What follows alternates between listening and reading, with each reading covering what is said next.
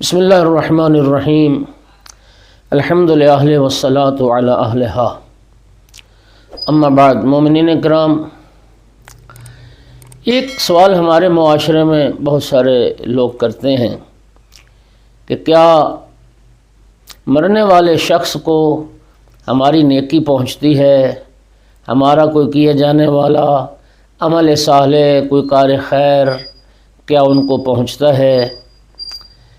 من لا یعذر الفقی میں ایک حدیث مبارک ہے، امام جعفر صادق علیہ السلام نے جس حدیث میں اسی چیز کے بارے میں بیان فرمایا۔ آقا فرماتے ہیں یدخل علی المیت فی قبرہ الصلاۃ والصوم والحج والصدقۃ والبر والدعاء۔